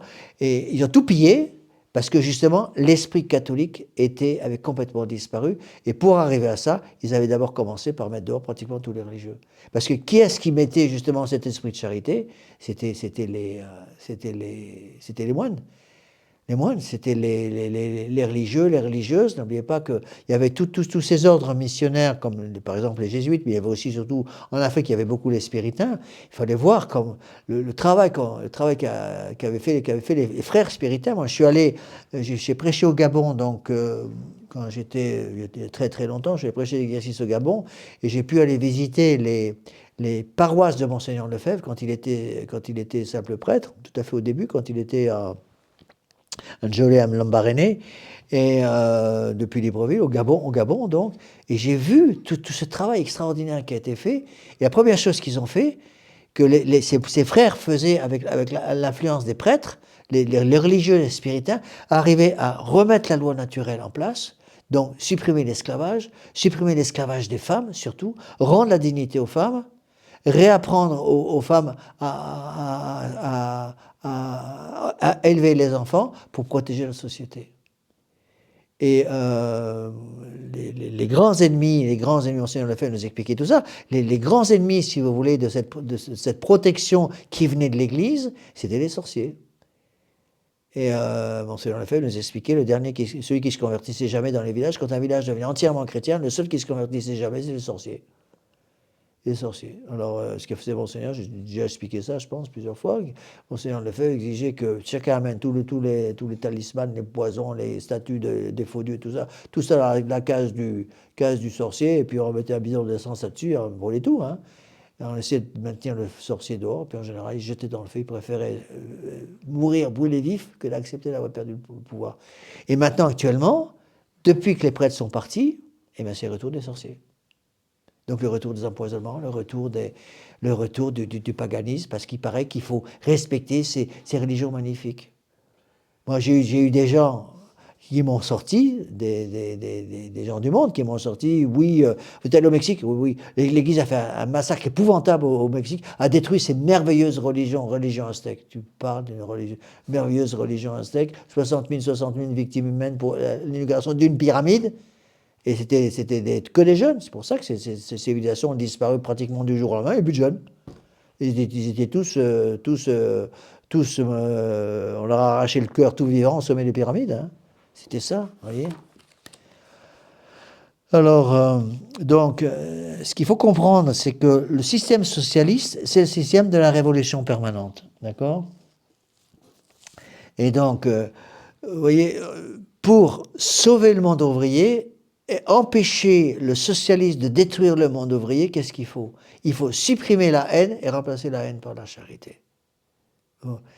Et tout le travail de la Révolution 1789, ça a été de supprimer la charité chrétienne et remplacer la charité chrétienne par la haine révolutionnaire. Et ça, c'est Staline, c'est Lénine, c'est Robespierre, c'est Babeuf, c'est tous ces révolutionnaires. Qu'est-ce qu'ils ont commencé par faire? La première chose qu'ils installaient sur la place du village, c'était quoi? Une guillotine. Il a dit, tous ceux qui ne sont pas d'accord, on les réduisait une trentaine de centimètres. D'accord? Et moi, je l'ai vu aussi, parce que je suis pied noir, donc je l'ai senti, je l'ai vu quand j'étais gamin en Algérie. On s'est fait vider d'Algérie en 63, mais il fallait voir, il y a eu certainement, je veux bien croire, beaucoup d'abus de la part de certains colons. C'est vrai que dans toute l'Afrique, il y a eu des abus de la part des colons, parce que justement, les colons, le gouvernement français nommait comme préfet systématiquement des gens qui n'étaient pas catholiques ou qui avaient la haine du catholicisme. Parce que la République marchait avec le refus de la foi catholique. Donc les seuls qui pouvaient mettre un peu de charité là-dedans, c'était le clergé. Or, ils n'en voulaient pas.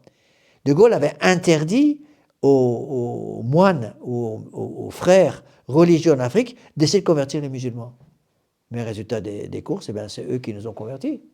C'est eux qui nous ont convertis, ils ont détruit toute la civilisation européenne. Voilà. On en est là actuellement, vous voyez, ça c'est absolument fondamental à comprendre.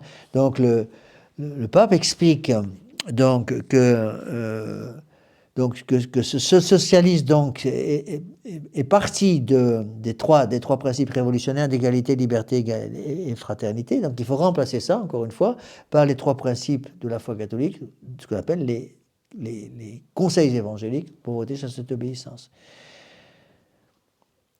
Donc la révolution veut, dit le pape, une lutte mutuelle constante entre les riches et les pauvres. D'accord? C'est là une affirmation, dit le pape, à ce point déraisonnable qui est fausse parce que la vérité se trouve dans une doctrine absolument opposée. Voilà ce que dit le pape. Dans le corps humain, les membres, malgré leur diversité, s'adaptent merveilleusement l'un à l'autre, de façon à former un tout exactement proportionné et que l'on pourrait appeler symétrique. Ainsi, dans la société, les deux classes, les pauvres et les riches, sont destinées par la nature à s'unir harmonieusement dans un parfait équilibre. Elles ont un impérieux besoin l'une de l'autre. Il ne peut y avoir de capital sans travail, ni de travail sans capital. Donc, les pauvres ont un devoir, les riches aussi. Et le devoir des riches, c'est justement d'utiliser les biens matériels qu'ils ont pour aider ceux qui n'ont rien reçu. Et tant que le riche faisait cela, il était béni de Dieu. On voit très bien dans le Moyen-Âge, lorsque les personnes de la noblesse remplissaient leurs fonctions, à ce moment-là, tout l'État était en paix. Tout si vous voulez, le fief du Seigneur était en paix à partir du moment où ils remplissaient leurs fonctions. Qu'est-ce qu'a fait la Révolution? La Révolution a poussé les serfs, ou l'équivalent, les serfs c'était l'équivalent, c'était pas des esclaves, hein, c'était l'équivalent des ouvriers aujourd'hui, a poussé les ouvriers de l'époque à se révolter contre le patron. Et du coup, en se révoltant contre le patron, ils ont perdu leur protection. Et du coup, il n'y a plus de protecteurs. Et qui est-ce qui a pris la place? L'État. La Révolution, c'est ça. La Révolution a pris l'État. Rappelez-vous le principe qui avait déjà été expliqué par le pape, que la suppression de la propriété privée va dénaturer la fonction de l'État et rendre l'ordre social impossible. L'ordre social est devenu impossible parce qu'il n'y a plus d'obéissance. Et il n'y a plus de respect pour l'autorité. Et ça, on le voit actuellement. On est en train de voir exactement dans l'Église la même chose. C'est pour ça que Monseigneur Lefebvre nous disait, Vatican II, c'est la révolution de 1789 dans l'Église. Oui. Donc, on coupe la tête à toute la noblesse, au clergé, pour rendre la liberté aux tiers-États. Et dans la pratique, les membres du tiers-État sont redevenus des esclaves. C'est pareil dans l'Église, on supprime tout principe d'autorité, chacun en fait qu'à sa tête, du coup tout s'écroule. Tout s'écroule et les enfants sont plus éduqués, les familles s'écroulent parce qu'il n'y a plus la protection justement de l'Église. Vous voyez ? Et on voit très bien comment se manifeste par exemple cette pauvreté, cette chasteté, cette obéissance, et comment se manifeste surtout la véritable charité. La véritable charité va se manifester par les deux sacrements clés qui permettent la société de tourner rond sur le plan humain, et sur le plan surnaturel, la confession et la communion. Et qu'est-ce qu'ils ont fait dans l'Église catholique, dans l'Église moderne, pas l'Église catholique, pardon, l'Église de Vatican II, ils ont supprimé et la confession et la communion. Ils ne se confessent plus.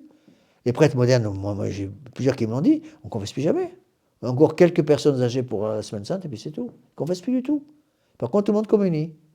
Il y a un bout de pain. Mais on a supprimé en quelque sorte les cannes pour marcher, ou la colonne vertébrale de la société. On a supprimé tout ça, donc il n'y a plus rien qui marche. D'accord?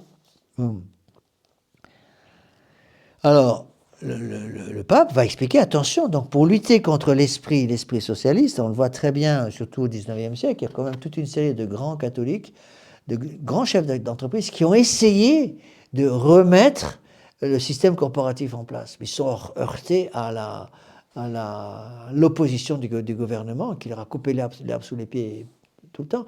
C'est la même chose aujourd'hui. Imaginez quelqu'un qui chercherait, un chef d'entreprise qui chercherait à remettre un peu de charité dans l'entreprise, dans le bon sens du terme. Immédiatement, ils auraient tous les systèmes syndicaux sur le dos. Tout le système syndical sur le dos. D'accord ? Les délégués syndicaux arrivent immédiatement pour tout casser, empêcher que ça se fasse, parce que justement, ils savent très bien, ils ont compris que si on met la charité là-dedans, on n'aura plus de pouvoir sur les ouvriers. Donc il faut maintenir la haine. Si on maintient la haine, on arrive à garder le pouvoir sur les classes pauvres. Donc la charité va permettre à l'Église d'avoir de l'influence sur les classes pauvres et donc de redonner de l'espoir aux classes pauvres, de redonner la vertu de charité à ces classes pauvres pour qu'elles puissent comprendre qu'elles doivent lever les yeux, qu'en haut il y a un Dieu qui les aime et s'il ne peut pas leur promettre le paradis ici-bas sur la terre, leur promet-moi le paradis à la fin de leur jour. Et contrairement à la Révolution qui veut la destruction de l'influence de l'Église pour pouvoir manipuler à corps merci les ouvriers, les pauvres d'aujourd'hui. D'accord ? Alors voilà ce que dit le pape. Là, je saute sur certains passages pour garder les passages clés simplement. Donc rappelez-vous ce qu'il a dit. Il ne peut pas y avoir de capital sans travail, ni de travail sans capital. Pourquoi ? Parce qu'il faut supprimer cette lutte des classes et remaintenir une union entre les riches et les pauvres. Riches et les pauvres, vous voyez ? Et on le voit très bien, même pour nos prêtres. Moi, je sais que je vis que de dons, et comme je vis que de dons, je m'impose d'avoir une partie des revenus dont je m'occupe, parce que je n'ai pas de revenus personnels, moi, je n'ai pas d'argent personnel. Je m'impose d'aider des familles en difficulté, que je connais depuis très longtemps. Il y a des familles que j'aide régulièrement, qui ne sont pas forcément des familles d'ici, mais c'est je sais que quand une mère de famille que je connais très bien, qui habite à tel endroit, quand le 20 du mois, elle me téléphone en me disant « Monsieur l'abbé, j'ai plus rien pour nourrir les enfants, on n'est qu'au 20 du mois, il n'y a plus d'argent », je sais que je dois envoyer quelque chose. Et je sais que ça ne va pas être à utiliser pour acheter des caramels mous, hein, parce qu'elle a besoin de ça pour nourrir les enfants. Bon, j'aide régulièrement des familles comme ça. Bien sûr, je ne donne jamais le nom, il n'y a que le prêtre qui connaît les sommes données, et pour aider les familles. Oui. Et j'ai remarqué qu'à chaque fois que je donne généreusement à une famille, parfois ça peut être des sommes assez importantes. Alors, les gens me disent, je ne peux plus payer mon loyer, est-ce que vous pouvez m'aider pour payer le loyer? On n'y arrive plus, on risque de perdre la maison, qu'est-ce qu'on fait avec les enfants? Bon, ben, j'envoie le loyer. Bon, c'est parfois 400, 500, 600 euros, parfois 1000. Bon, et j'ai remarqué qu'à chaque fois que je fais ça, ça rate pas. La semaine qui suit, j'ai des gros dons qui tombent. Et en général, ça me couvre non seulement ce que j'ai donné la semaine précédente pour aider une famille dans la difficulté, mais que ça me couvre largement les choses. On a remarqué, pratiquement chaque fois, c'est la même chose. Alors le pape explique, donc il y a donc des devoirs qui regardent le pauvre et l'ouvrier, et en même temps la personne riche. Il doit fournir l'ouvrier. Alors, il va parler aussi des devoirs des ouvriers, pas simplement du devoir des patrons, mais aussi le devoir des ouvriers. Il doit fournir intégralement et fidèlement tout le travail auquel il s'est engagé par contrat libre et conforme à l'équité. Il ne doit point léser son patron. Vous voyez ? Mais actuellement, avec le système comment on appelle ça ? Mon frère qui est au prud'homme, c'est ça, les prud'hommes, il m'a raconté ces trucs absolument ahurissants. Bon, il y avait des réunions de prud'homme. Mon frère était membre du prud'homme, donc pour les conflits entre ouvriers et patrons dans certaines entreprises. Bon, et puis il y avait un patron qui habitait juste à côté d'une maison dans laquelle il y avait un ouvrier de sa boîte. Bon, et quand il y avait des réunions de prud'homme, l'ouvrier en question était aussi membre du prud'homme. Il habitait à côté ou presque. Et donc, ils venaient ensemble en voiture. Le patron prenait l'ouvrier, ou l'ouvrier prenait le patron dans sa voiture, et venaient ensemble aux réunions du prud'homme. Eh bien, les partis de gauche ont crié au scandale. C'est un vrai scandale qu'un ouvrier accepte de monter dans la voiture avec le patron. Vous voyez ? Au lieu de se réjouir en disant c'est beau de voir un patron, un ouvrier dans la même voiture qui accepte une certaine forme de charité, même de charité humaine. Surtout pas, parce que ça va détruire la haine qui est le carburant de la révolution. Si on met la charité là-dedans, c'est la révolution qui s'écroule. Et donc ils ont fait toute une histoire à cause de ça. Vous voyez ? Alors voilà ce que dit le pape. Donc l'ouvrier a un devoir aussi avant ses droits, d'accord, pour ne pas léser l'autorité de son patron et de fournir intégralement et fidèlement le travail pour lequel il est payé. Bon, d'accord ? Quant aux riches, après il va passer aussi au devoir des riches, quant aux riches et aux patrons, ils ne doivent point traiter l'ouvrier en esclave. D'où, rappelez-vous, les deux obligations, les deux péchés contre les deux péchés qui crient vengeance contre le ciel, à savoir l'oppression des pauvres et le refus du juste salaire aux ouvriers. Donc là, le pape a insisté sur ces deux choses. Donc quant aux riches et aux patrons, ils ne doivent point traiter l'ouvrier en esclave. Il est juste qu'il respecte en lui la dignité de l'homme, relevée encore par celle du chrétien. D'accord ? Le travail du corps, au témoignage commun de la raison et de la philosophie chrétienne, loin d'être un sujet de honte, fait honneur à l'homme parce qu'il lui fournit un noble moyen de sustenter sa vie. Et on voit très bien aujourd'hui le mépris souverain de la société moderne pour le travail physique. On méprise complètement, regardez, entre autres c'est très clair avec l'agriculture, on finit par mépriser complètement les petits travailleurs. Beaucoup d'artisans que je connais, qui viennent à la messe avec moi d'ailleurs, que je connais depuis longtemps, me disent, Monsieur l'abbé, on est à partir du moment où on veut faire notre travail correctement, on est méprisé justement par tous les gens de gauche, parce qu'on ne veut pas faire la révolution, on veut faire notre travail, pouvoir vivre de notre travail. Vous voyez, ça devient de plus en plus difficile. On sent très bien que le gouvernement fait tout pour empêcher les ouvriers de pouvoir vivre de leur travail, surtout les artisans. Et ils me disent, Monsieur l'abbé, comment voulez-vous consentir ? Il y a un artisan qui m'a dit, Monsieur l'abbé, moi je commence à travailler pour moi le 1er octobre de chaque année. Et du 1er janvier au 30 septembre, je travaille pour l'État. Qu'est-ce que vous voulez qu'il fasse ? C'est impossible, d'accord ? Alors, voilà ce que dit ici le pape. Donc, ce qui est honteux, et donc le patron, les riches doivent faire attention de ne point traiter l'ouvrier en esclave. Ce qui est honteux et inhumain, dit le pape, c'est d'user de l'homme comme d'un vil instrument de lucre, de ne restituer qu'en proportion de la vigueur de ses bras. Le christianisme, en outre, prescrit qu'il soit tenu des intérêts spirituels de l'ouvrier et du bien de son âme. Vous voyez ? Donc ça, c'est contre le socialisme qui considère uniquement l'aspect matériel. L'homme devient une machine. Point barre. Mais l'homme n'est pas qu'une machine. Et donc, il faut aider justement l'ouvrier à se rappeler qu'il a un patron aussi, d'ailleurs. Le patron aussi. Et Monseigneur Lefebvre nous le disait, il me disait que lui était du nord de la France, d'une famille bourgeoise, du nord de la France, et là-bas, c'était surtout les tissus, la laine, le coton, les tissus, etc. Et il y avait pratiquement tous les ouvriers travaillaient dans qu'on appelle ça, ces usines qui font les tissus, il y a un nom pour ça. Les filatures, c'est ça, les filatures. Et les filatures, et il nous disait, son père, Monsieur Lefebvre, père, le papa de Marcel Lefebvre, de Monseigneur Lefebvre, était patron, et ben il faisait très attention justement, parce que c'était un patron catholique, il faisait très attention justement de permettre aux ouvriers de pouvoir avoir une vie spirituelle et s'occuper aussi de leur âme. D'accord ? Alors qu'au contraire, le système révolutionnaire faisait tout pour décourager les ouvriers, pour les empêcher de pouvoir remplir leurs devoirs par rapport à Dieu. Et Monseigneur Lefebvre nous expliquait, pour faire ce travail de sape, d'empêcher l'influence des églises, ils utilisaient les bars. Parce que quand les ouvriers, au lieu de rester en famille, prier le chapelet en famille, avoir une vie de prière en famille, pouvoir aller à la messe le matin, passer pratiquement la journée du dimanche au bar, évidemment, c'est chose qu'ils faisaient, ils s'enivraient, et puis c'était la destruction de la famille. Il y a la destruction de la famille, encore une fois, parce que l'État disait, ils sont libres de gaspiller leur argent comme ça.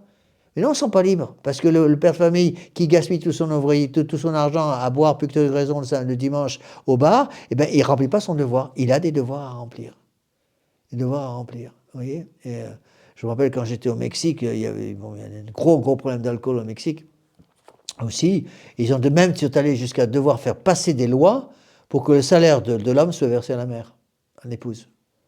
C'était un bazar, hein. Parce qu'évidemment, tous les mouvements de gauche étaient à fond contre, mais ils reconnaissaient que c'était l'unique façon pour que les enfants ne meurent pas de faim. Et donc, il fallait que l'homme signe un document, comme quoi c'était l'épouse qui recevait le salaire de l'homme pour pouvoir être sûr que l'homme ne gaspillait pas tout en boisson. Moi, j'ai vu ça aussi, même parfois aux États-Unis, avec les jeux, la carte de crédit. Ils partaient jouer au casino, et puis si c'était en début de mois, c'était fini. Tout le salaire est passé. Tout le salaire est passé parce que c'est fait pour faire gagner un peu au début, comme ça, on vous dit ça va, c'est mon jour de chance, je continue. Et puis ils continuaient à jouer, ils perdaient tout, et puis ils continuaient pour essayer de retrouver leur mise et perdaient tout. D'accord ? Bon. Voilà ce que dit le pape. Le christianisme prescrit qu'il soit tenu compte des intérêts spirituels de l'ouvrier et du bien de son âme. Au patron, il revient de veiller à ce que l'ouvrier ait un temps suffisant à consacrer à la piété, qu'il ne soit point livré à la séduction, aux sollicitations corruptrices, et que rien ne vienne affaiblir en lui l'esprit de famille ni les habitudes d'économie. Il est encore défendu au patron d'imposer à leurs subordonnés un travail au-dessus de leur force ou en désaccord avec leur âge ou leur sexe. Vous voyez ? Et c'est là où on voit justement, par exemple, qui avait interdit le travail des mineurs au Moyen-Âge ? L'Église. Lorsqu'ils ont mis l'Église dehors, quelle est la première conséquence de la révolution industrielle ? Le travail des enfants, surtout en Angleterre. Que la révolution industrielle a commencé en Angleterre, puis pas en France. Tout de suite les enfants, surtout dans les mines. L'Église était intervenue au moment où le système corporatiste est absolument interdit, parce que l'Église avait une influence, interdisait le travail des enfants, interdisait le travail des jeunes filles, protégeait la sécurité physique des jeunes filles, pour être sûr qu'il n'y ait pas d'abus. Dès que la révolution est arrivée, qu'est-ce qui s'est passé ? C'est le travail des enfants qui est arrivé, tout de suite. Tout de suite dans les mines, entre autres, et avec ça c'était un peu plus tard, parce que c'était après la Révolution, les mines c'est plutôt 19e, avec le charbon et tout ça, eh bien tout de suite le travail des enfants est arrivé, avec la destruction, ça a entraîné la destruction totale de la famille, parce que les jeunes filles n'avaient plus la protection de l'Église, on a poussé les jeunes filles à ne plus aller se confesser, ne plus communier, ne plus avoir la messe. Alors, il y en a certaines qui ont tenu le coup, et les autres ont tout lâché, et ça a entraîné une ribambelle de conséquences terribles pour empêcher les mariages, parce que les jeunes filles ne voulaient plus se marier, empêcher, c'était la multiplication de la promiscuité sexuelle partout, avec des horreurs... avec des horreurs partout, l'esclavage, la prostitution, tout ça partout. D'accord ? Donc, le pape a aussi expliqué que le pape a expliqué donc justement qu'une des conséquences, justement, c'est le devoir principal du patron. Au premier rang, il faut mettre celui de donner à chacun le salaire qui convient. D'où le fait que le refus du juste salaire donné à l'ouvrier soit considéré comme un péché qui crie vengeance contre le ciel. Assurément, pour fixer la juste mesure du salaire, il y a de nombreux points de vue à considérer. Mais d'une manière générale, que le riche et le patron se souviennent qu'exploiter la pauvreté et la misère et spéculer sur l'indigence sont choses que reprouvent également les lois divines et humaines. Ce serait un crime à crier vengeance au ciel que de frustrer quelqu'un du prix de ses labeurs. Donc il rappelle ici le catéchisme. Voilà que le salaire que vous avez dérobé par fraude à vos ouvriers crie contre vous, l'Écriture sainte, et que leur clameur est montée jusqu'aux oreilles du Dieu des armées. Enfin, je vais finir ce paragraphe-là, les riches doivent s'interdire religieusement tout acte violent, toute fraude, toute manœuvre usuraire qui serait de nature à porter atteinte à l'épargne du pauvre. Vous voyez ? Donc pour permettre non seulement au pauvre de jouir du fruit de son travail, mais de pouvoir épargner un minimum. d'autant plus que celui-ci est moins apte à se défendre et que son avoir est plus sacré parce que plus modique. Il ne faut pas oublier, ça aussi c'est une chose qu'on oublie un peu trop, c'est qui a commencé les mondes piété, strictement parlant. Bon, bien sûr, il y a eu certaines catégories de gens qui ont tout de suite essayé d'utiliser ça pour exploiter les pauvres, mais il y a qui est-ce qui a remis le monde piété catholique? C'est l'Église. C'est l'Église qui permettait ça, justement, pour pouvoir avancer de l'argent et à rendre sans intérêt. Sans intérêt. Moi, j'ai connu, quand j'étais au Fidji, j'ai connu une dame catholique que je connaissais bien, il y a une chapelle chez elle, une dame qui a fait ça. Elle avait une certaine fortune de son mari, et elle a décidé d'utiliser sa fortune pour aider les pauvres. Et Fidji, c'est pas un pays riche, hein, c'est les îles Fidji, c'est au nord de la Nouvelle-Zélande, en plein Pacifique. Elle aidait de ses biens, de son argent, elle aidait les pauvres.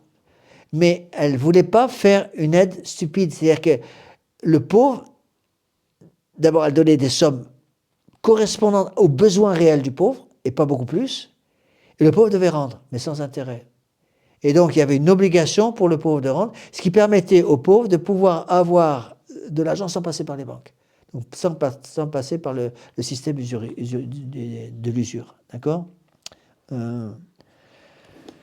Alors, bon, voilà, on va arrêter là, parce que ça fait 1h30 que je vous parle.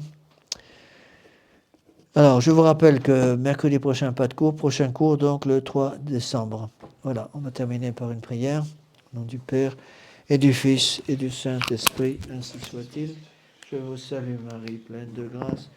Le Seigneur est avec vous. Vous êtes bénie entre toutes les femmes, et Jésus, le fruit de vos entrailles, est béni. Sainte Marie, Mère de Dieu, priez pour nous pauvres pécheurs, maintenant et à l'heure de notre mort, ainsi soit-il. Nos saints anges gardiens, Veillez sur nous, Saint Pidis, priez pour nous, Saint Joseph, priez pour nous, Saint Thomas d'Aquin, priez au pour nom du nous. Père, et du Fils et du Saint-Esprit, ainsi soit-il.